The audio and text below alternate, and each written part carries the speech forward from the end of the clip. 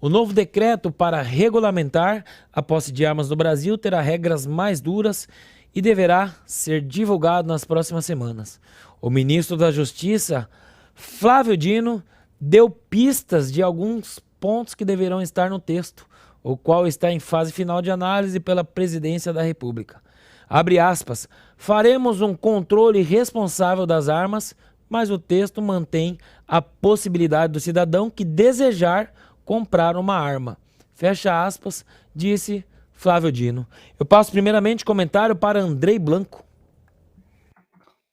Bom, Anselmo, vamos lá, rapidamente, eu vou atualizar aqui o público do Bradock Show. O que está acontecendo com o cenário de armas no Brasil, tá? Eu sou advogado, mas eu também sou atleta profissional de tiro.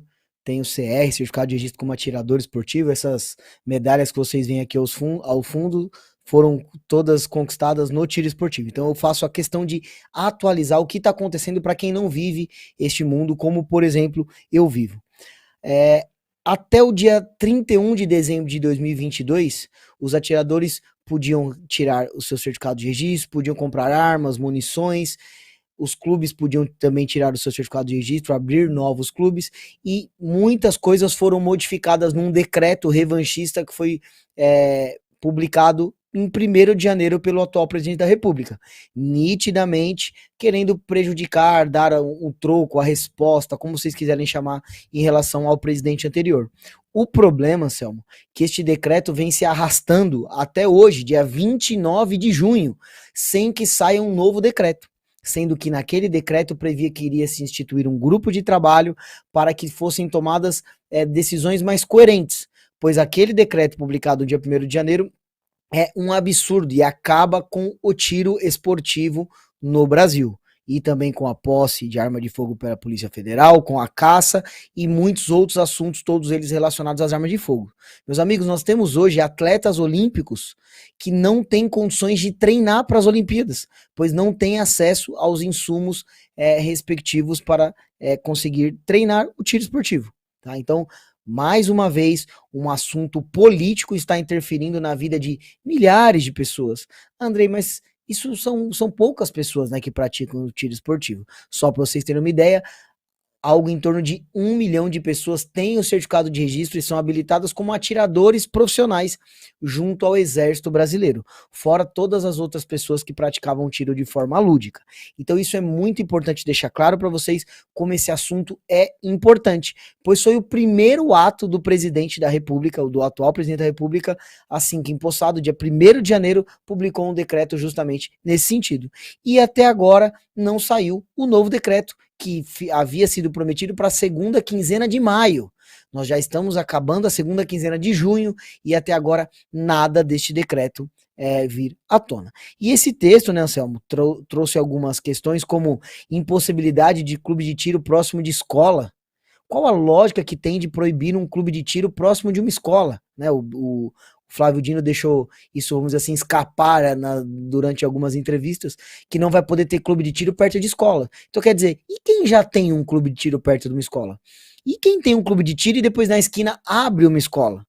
Quer dizer, perto de escola pode ter outras coisas, né, que vendem algumas substâncias que não deveriam ser vendidas, né, que nós sabemos. Mas clubes de tiro não podem ter perto de escolas. O que tem a ver uma coisa com a outra? Isso só mostra que eles não estão sendo técnicos e estão mais uma vez usando isso como uma manobra política para justamente isso dar notícia. E também foi divulgado que estarão proibidos os clubes 24 horas, clubes que funcionavam 24 horas. Se isso for realmente publicado dessa forma, uma medida completamente inconstitucional, pois um clube de tiro é uma empresa, é um negócio de alguém, não pode simplesmente ser impedido de funcionar por um período determinado, simplesmente porque eles querem. E também, o último ponto citado pelo ministro foi a restrição quanto à publicidade relacionada às armas de fogo e munições que acontece na internet, que já é proibido nas TVs abertas, justamente por conta do Estatuto do Desarmamento, e segundo ele quer ampliar isso também para a internet, proibir toda forma de propaganda relacionada às armas de fogo e munição na internet. Obrigado, Andrei. Antes de passar o comentário para o Paulo Figueiredo, eu peço para a câmera, vem aqui em mim, vem. Quero fazer um pedido a todos vocês. Nós temos 2.500, mais de 2.500 pessoas nos assistindo. Estamos com 44.800 inscritos daí para mais. Então eu peço para você, se esqueceu, não lembrou, pensou, vou fazer e não fez, vai ali, se inscreva no nosso canal, convido você a nos ajudar a chegar a 45 mil inscritos hoje. Dei a bola para vocês e quem gosta realmente do Bradock Show vai nos ajudar. Paulo Figueiredo. Achei o comentário do Andrei ótimo. Eu vou me abster desse. Lucas Pavanato. Bom, eu vou comentar, já que o Andrei entrou nos pontos a respeito da regulamentação e tal, e como ela é restritiva, eu vou tentar comentar de forma mais genérica essa aversão de alguns setores da esquerda, aliás, de toda a esquerda, não conheço esquerdista que seja a favor do porte de armas. As armas, porque não faz sentido nenhum você tirar, e muitas vezes as pessoas acham que quando você está discutindo porte de armas, você está discutindo segurança pública. Não, você não está discutindo segurança pública, você está discutindo um direito fundamental, o direito que todo ser humano tem de defender a própria vida, a própria integridade física. E para defender a própria integridade física, as armas são a ferramenta mais eficiente. Então, armas são más, e a esquerda sempre taxa armas como algo negativo, o tempo todo. Não só na prática política, não só na imprensa, mas até mesmo na teledramaturgia. Você tem filmes e mais filmes, séries e mais séries, e é sempre a arma com uma conotação negativa. Sendo que armas não passam de ferramentas.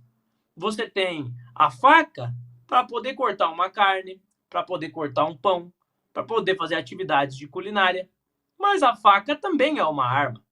Se a pessoa fizer mau uso daquela faca, ela pode ceifar a vida de um inocente.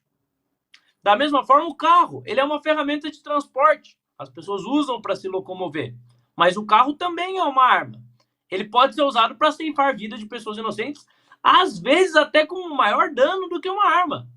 Já tiveram atentados, não me recordo exatamente onde, mas onde carros foram utilizados para atropelar pessoas.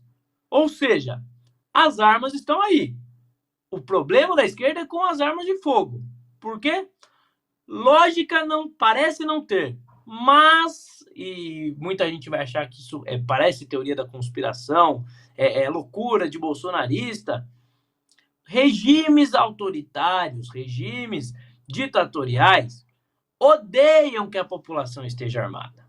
Por que odeiam que a população esteja armada? Na Venezuela, se as pessoas estivessem armadas, se fosse uma população com cultura de defesa, seria muito mais difícil perpetuar um regime totalitário.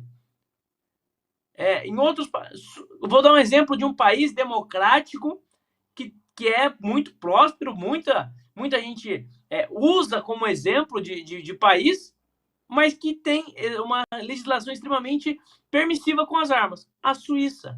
A Suíça não só permite que as pessoas tenham arma, mas incentiva. A Suíça, por exemplo, eu não sei se vocês sabem disso, mas ela não tem um exército. As pessoas têm uma cultura de armas e, se tiver uma guerra, a própria população vai defender o próprio país. E é um país saudável. Vai dizer que o Brasil é seguro que a Suíça. Até porque não faz sentido. Você quer coibir as armas para evitar que crimes aconteçam? O crime organizado não vai abrir mão das armas. Não vai ser o traficante, isso é óbvio, que vai devolver as armas. Vai ser o cidadão comum. Vai ser o Lucas Pavanato, que cumpre as leis, que vai respeitar a norma. O bandido criminoso não vai respeitar.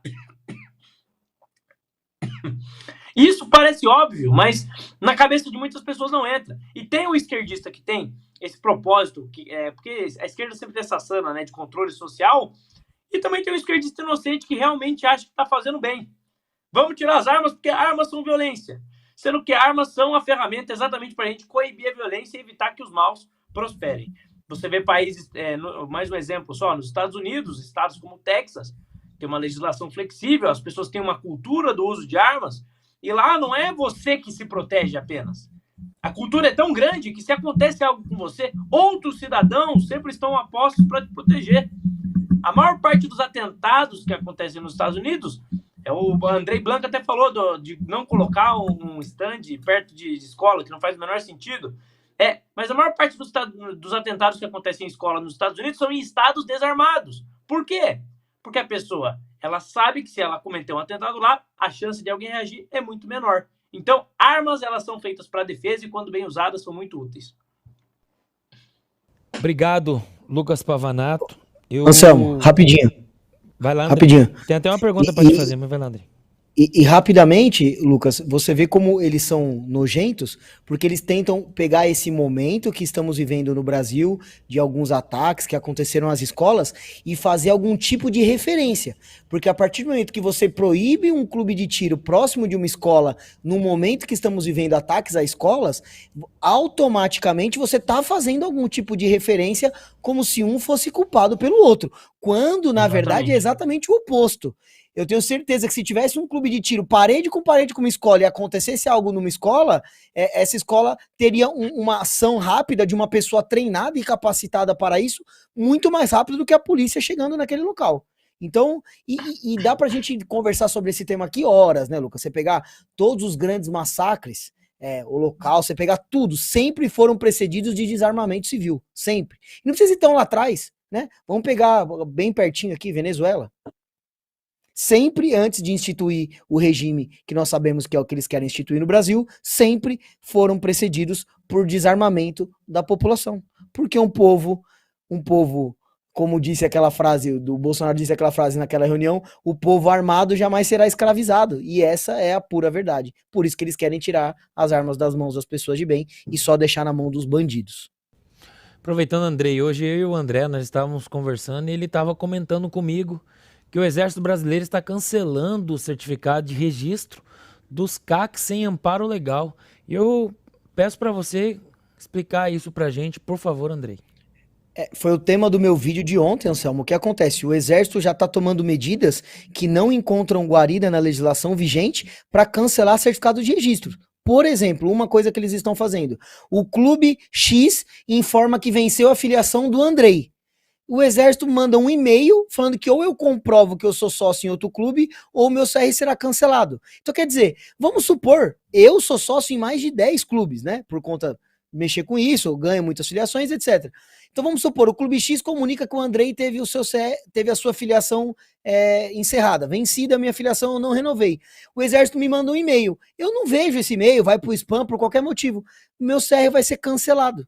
Simplesmente cancelado. E depois cabe a mim entrar com recurso, mandado de segurança, o que seja, para que eu consiga ter o meu direito reavido. Isso é um absurdo. Eu fiz um outro vídeo, Anselmo, há tempos atrás, que eu recebi uma ligação do Exército Brasileiro de um tenente informando que se não tivesse habitualidade, teriam CRs cancelados. A habitualidade, para as 2.700 pessoas que estão nos assistindo e não sabem o que é uma obrigação que os atiradores têm de ir no clube 6 vezes num período de 12 meses. Só que essa obrigação serve apenas para a emissão de uma guia de tráfego para treinamento e não serve para que o seu CR se mantenha ativo ou não. Então esses são apenas exemplos, Anselmo, respondendo a sua pergunta, de arbitrariedades que estão sendo cometidas pelo Exército Brasileiro em pleno 29 de junho. Pessoas estão recebendo e-mail esperando um decreto, no momento que isso está totalmente vinculado à pauta inicial, esperando um decreto. Será que o Exército já sabe, Anselmo, o que vai vir nesse decreto e já está começando a exigir isso sem nem ter amparo legal? Nossa, eu quero acreditar que não é isso que está acontecendo.